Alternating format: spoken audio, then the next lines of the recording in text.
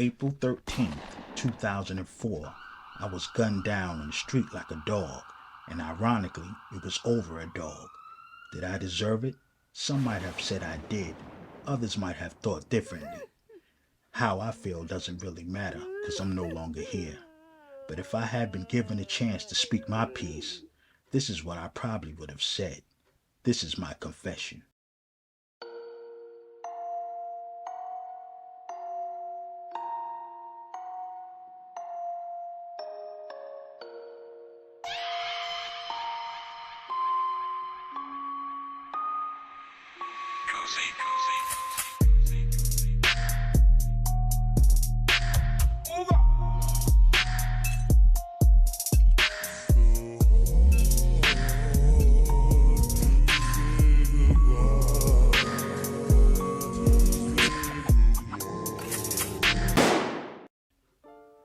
Some would believe that I've been a terror all of my life.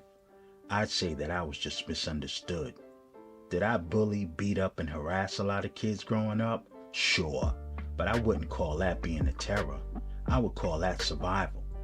I learned early that I could intimidate people with my mouth, and that's what I stood on, because I definitely couldn't do it with my size.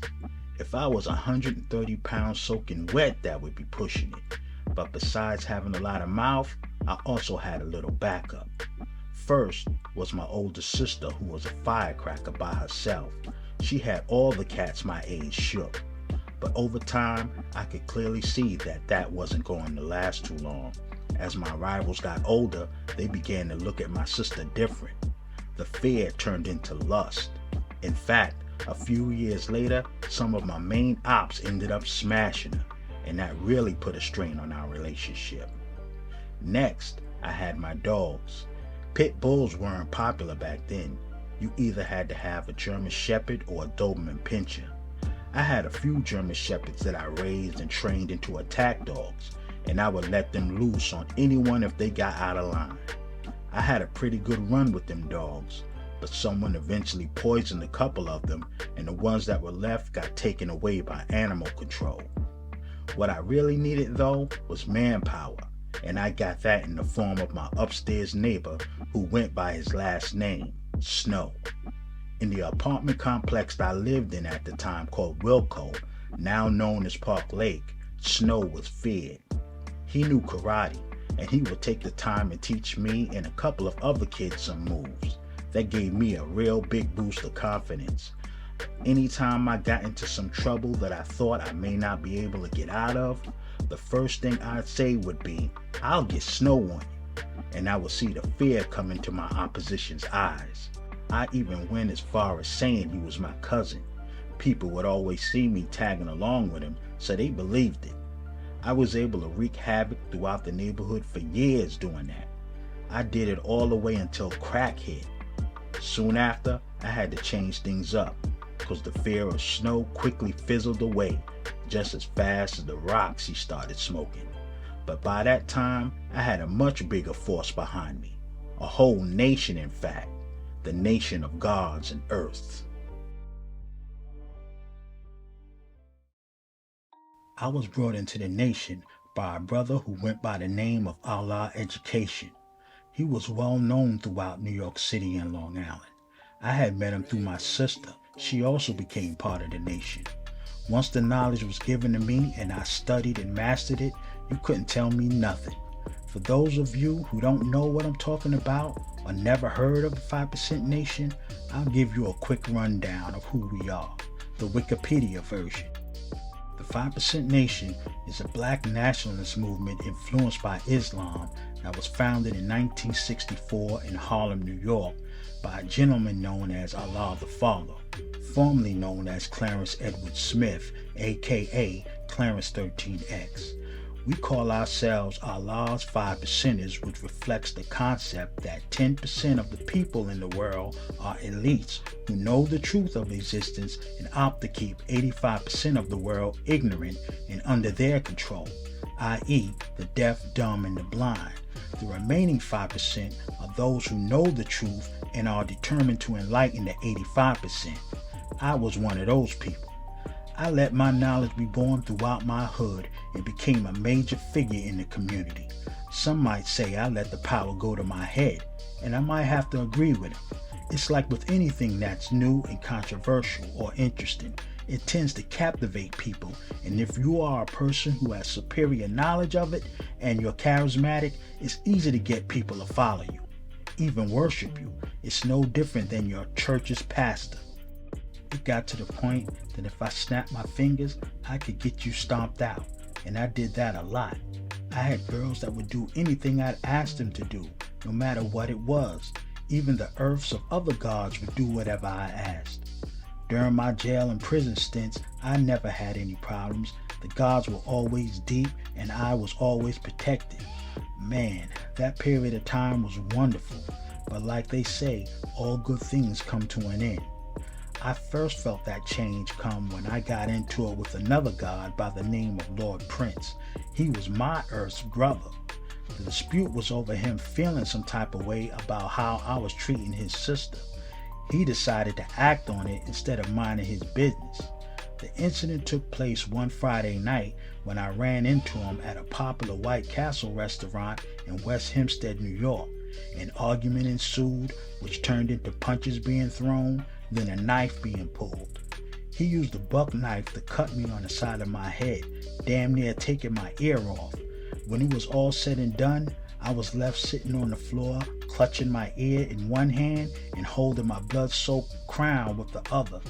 Things weren't the same after that. A lot of brothers stopped repping the nation and went back to using their government names. The ones that were locked up turned blood, and some just simply grew out of it. I'm sorry to say that a lot of them were in it for the same reason I was, for protection. A group you could call on whenever you needed help, just like the gangs of today. Unfortunately though, there was no one to call when I got laid down just a few years later.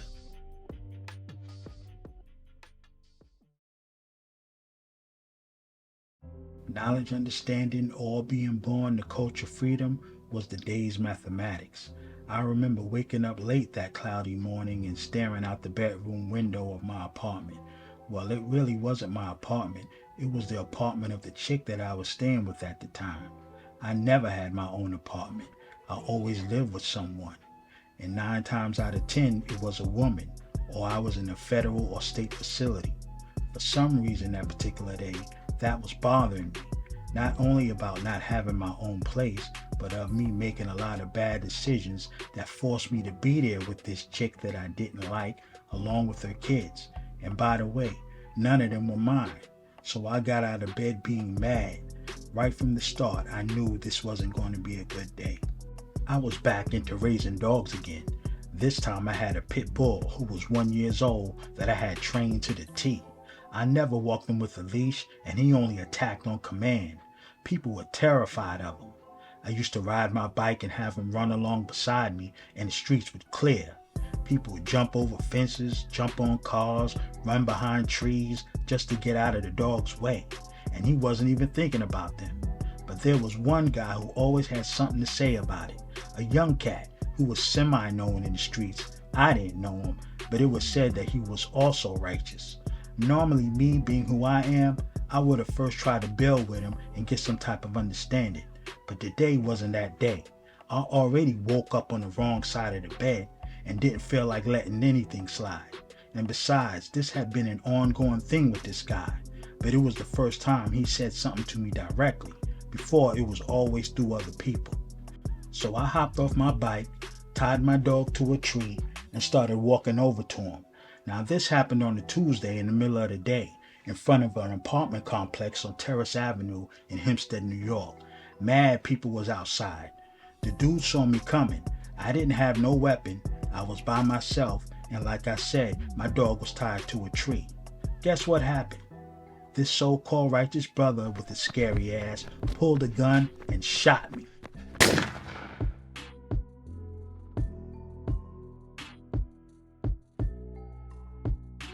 To Tony, I want to let you know that I told K1 to rob you for your money and take your sneakers. To Will, it was my idea for Roger, Ricky Ray, and I to follow you out of TSS and jump you on your way home. I didn't have a reason. I just felt like doing it. To Richie, I took both of your bikes from your homeboy Lord Lashim and sold them. You was a fool to have let him ride them anyway.